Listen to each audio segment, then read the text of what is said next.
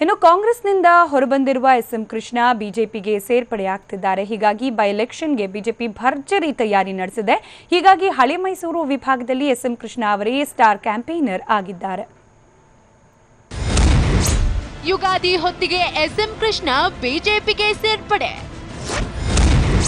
ಶ್ರೀನಿವಾಸ್ ಪ್ರಸಾದ್ ಪರ SMK campaign.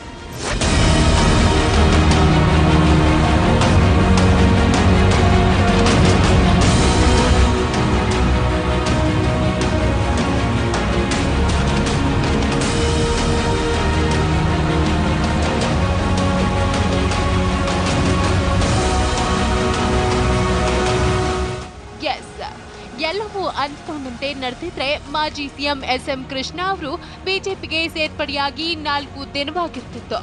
BJP ಸೇರುವ ಉದ್ದೇಶದಿಂದ ದೆಹಲಿಗೆ ತೆರಳಿದ ಕೃಷ್ಣ ಅವರನ್ನ ಪಕ್ಷಕ್ಕೆ ಸೇರಿಸಲು ರಾಜ್ಯದ ಎಲ್ಲಾ ಬಿಜೆಪಿ ನಾಯಕರು ಸಹ ರೆಡಿಯಾಗಿದ್ರು.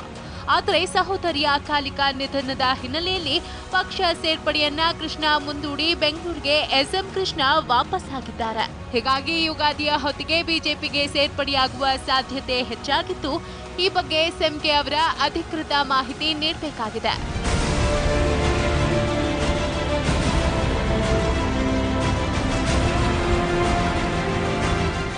ನಂಜನಗೂಡು ಕ್ಷೇತ್ರದಿಂದ ವಿ ಶ್ರೀನಿವಾಸ್ ಪ್ರಸಾದ್ ಹಾಗೂ ಗುಂಡ್ಲುಪೇಟೆ ಕ್ಷೇತ್ರದಿಂದ ಸಿಎಸ್ ನಿರಂಜನ್ ಕುಮಾರ್ ಕಣಕ್ಕೆ ಇಳಿದಿದ್ದಾರೆ. ಈಗಾಗಲೇ ಕ್ಯಾಂಪೇನ್ ಕೂಡ ಭರ್ಜರಿಯಾಗಿ ನಡೆದಿದೆ. ಬಿಜೆಪಿ ಅಭ್ಯರ್ಥಿಗಳ ಪರವಾಗಿ 2 ಕ್ಷೇತ್ರದಲ್ಲಿ ಪ್ರಚಾರ ಮಾಡುವ ಭರವಸೆಯನ್ನ ಎಸ್ಎಂ ಕೃಷ್ಣ ಅವರು ಬಿಜೆಪಿ ನಾಯಕರಿಗೆ ನೀಡಿದ್ದಾರೆ. ಮೈಸೂರು ಭಾಗದಲ್ಲಿರುವ ಪ್ರಬಲ ಒಕ್ಕಲಿಗ ಸಮುದಾಯದ ಮತಗಳನ್ನ ಸೆಳೆಯಲು ಕೃಷ್ಣ ಅವರ ಪ್ರಚಾರ ಅನುಕೂಲವಾಗಲಿದೆ ಅನ್ನೋದು ಬಿಜೆಪಿ ಲೆಕ್ಕಾಚಾರ.